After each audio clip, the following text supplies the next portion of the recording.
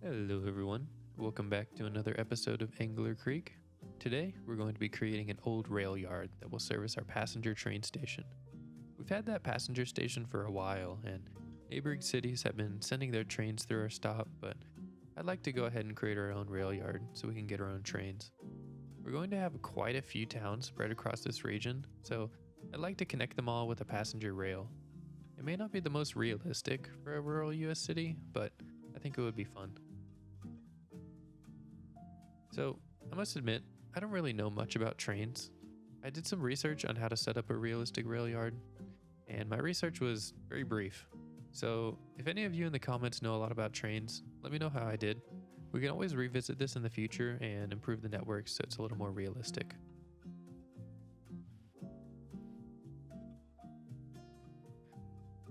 And as you can see, I'm just finishing up getting these rail connections set up. These are pretty easy when you use the complex curve tool. I feel like the complex curve tool might have just been designed specifically for doing these rail yards because it's just exactly what you need. Definitely made this process a lot easier getting all of this connected. Here in a moment, now that we're complete, we're going to add our road connection. This road connection is going to be pretty simple. We just need to do a little bit of landscaping to get the road to smoothly curve up that hill there. And then we're going to attach the road. After this, we're going to start with getting some surfaces down. But wait, no, we got to do the electricity first, of course.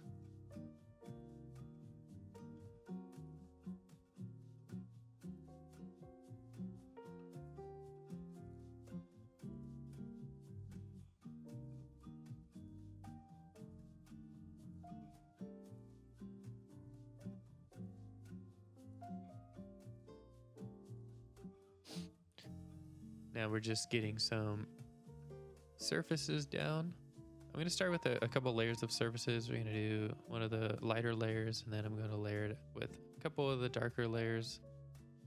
Just kind of get a gradient going, and then I'm going to make sure that gradient is nice and smooth with the decals later.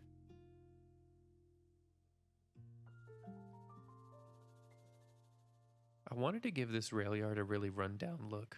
I'm not sure how old this rail yard would be, but it's definitely not new. It's probably been around for a good 40 to 50 years at least. Rail is a very underutilized infrastructure in the USA, at least in comparison to a lot of other countries. Not a lot of money is going into rail, and so maintenance budgets have been going downhill. I don't think this rail yard would have the money or the reason to keep itself super nice over the years. And so I wanted to show that decay in this build. We're going to be using a lot of techniques to break up these really flat rail textures, which I'll go over in more detail later. And using these gradients of dirt textures from Soli's Riverbed texture pack really sells this look for me. It feels like at one point they went through and cut all the trees in nature to make way for the rail yard, but as time goes on, nature has retaken some of these areas.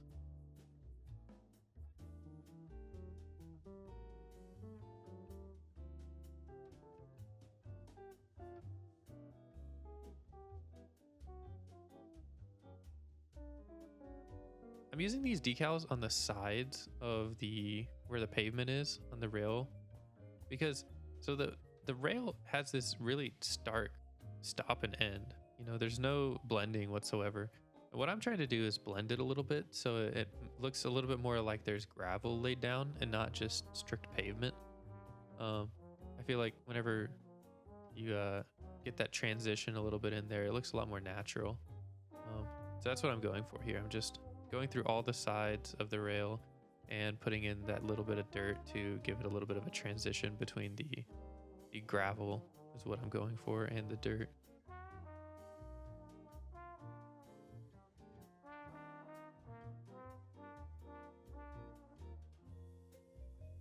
I'm also just using these to smooth the transitions between the dark parts and the light parts of the dirt as well. I think I do a little bit of that here in a second. Yeah, here we go. Which helps a lot. You know, all of a sudden, you know, it looks a lot more natural. Whereas before it was like very, very apparent that those textures were different. I think now I'm adding some bushes. I don't think I keep these initial bushes here, these really light green ones that I add. I'm pretty sure I delete those later. They look nice, but I think I went for more of like a dark bush look. I used these oak trees, which has been a technique I've really been enjoying recently, is lowering these oak trees into the floor and then using them as like this like large bush. I think it's really useful for adding large bushes. And we can do like huge large bushes like this with the bushes that we have available, but it's just really annoying because you have to place so many of them.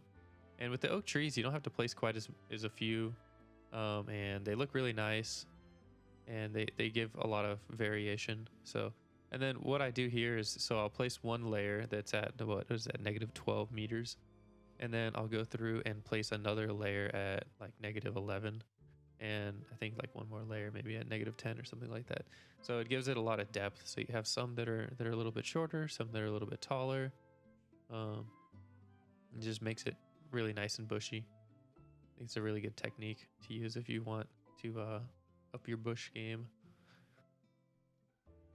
I used that oak tree technique on some of the cliffs in which episode was that? The 3rd episode, I think. Yeah, over by the bridge and over by the school. I used some of those oak trees to add bushes to the cliffs. And I'm gonna do that actually with another cliff on this episode as well. The cliff that you see, it's over next to the highway. We're gonna make a little bit of a cliff there, but it's not gonna be quite as boulder heavy as the last cliffs. I like putting the boulders in the cliffs, but at the same time, I'm kind of hesitant to do the same thing over and over again. I want things to be unique. I think once you start doing the same thing in multiple different locations, it starts losing a little bit of its uniqueness, you know? So I want to try to switch things up and have interesting new things in different areas. So this cliff is going to be a little bit different. It's going to be a little bit more on the bushy side instead of on the rocky side, which I think fits the aesthetic of this area as well. So I think it's all looking pretty good by the time we get done. Just adding in some trees now, which helps a lot to seep that into the environment. Now I'm just adding more bushes, more scattered bushes, just to give it even more of a random overgrown look.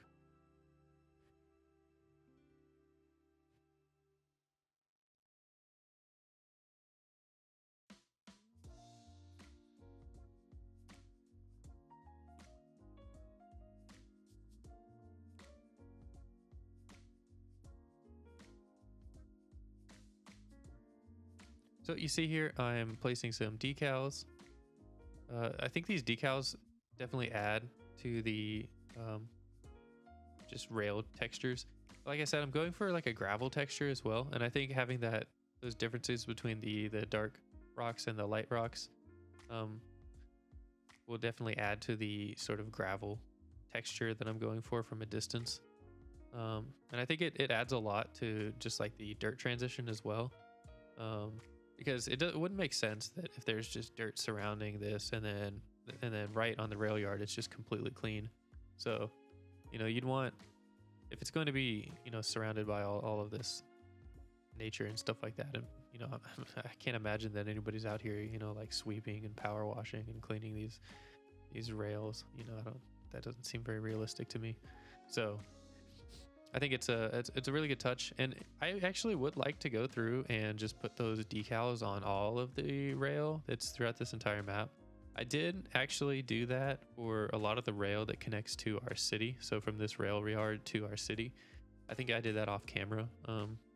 Like after we're done with all this building, I put a lot of the decals on those. So I think that might be something that I continue to do whenever I'm detailing up the rails going forward.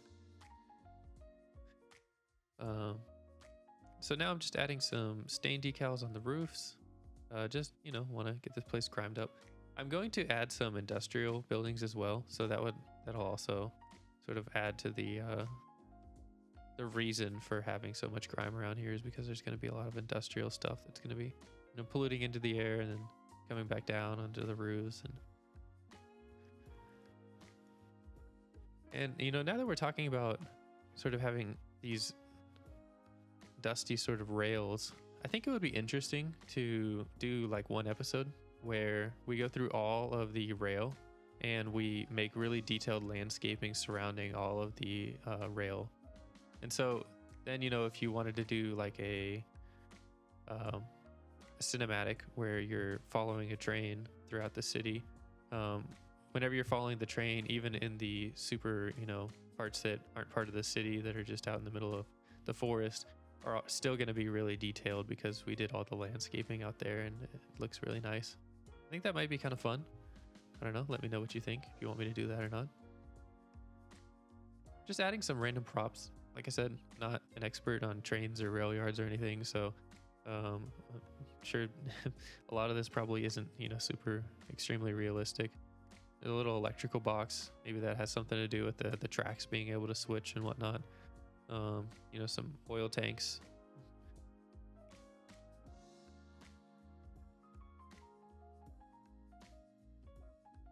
But we're moving on to the industrial buildings now. So what I tried to do was I tried to just place like a couple of buildings, and then I wanted to give them a lot of space in between the buildings. If you see, at least the industrial zones that I've seen in real life, a lot of the times they're not like the buildings aren't right next to each other. A lot of the times they have a lot of space in between the buildings. And I think that's partly because they want to be able to expand if they need to. So they buy lots that are a lot bigger than the building that they're on. And then also you need space for trucks and cargo and whatever else is going to sit outside. So it just seems realistic to go ahead and give them a little bit of space in between their buildings. And I actually give them even more space. I'll extend that pavement out and give them sort of some back lots that they can place things in. But there's not much to talk about for these next 5 minutes or so. So I'm going to leave you with a little bit of music and I'll be back later for some key points.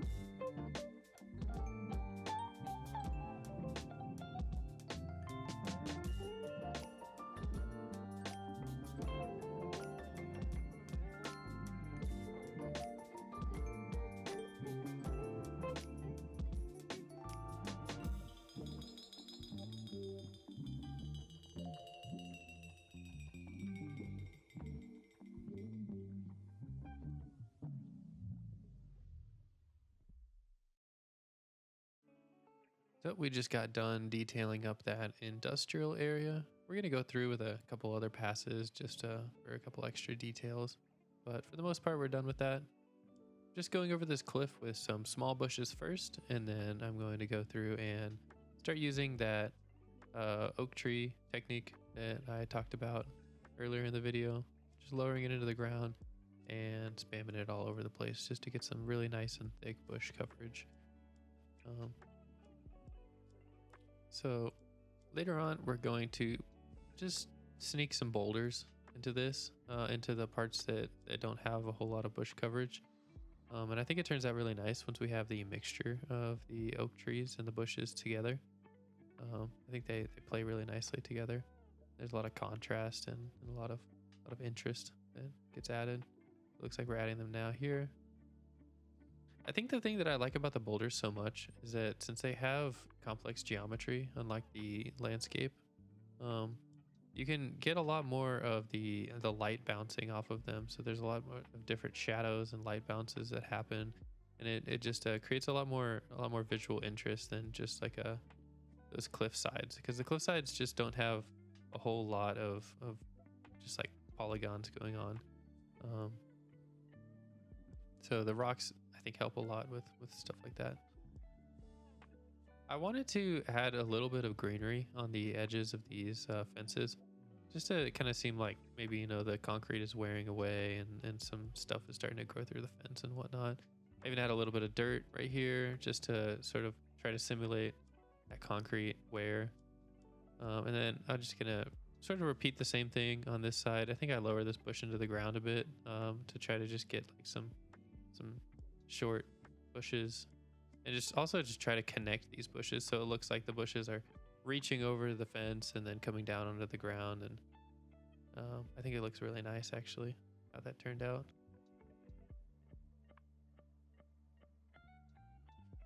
And then I just do a little bit of the same over here. If you lower it low enough into the ground, it kind of just looks like grass, which is kind of what I was going for here. It's just a little bit of grass popping out of the cracks in the concrete. I think that looks really nice, you know, just adding more detail, adding more visual interest, you know, anything helps.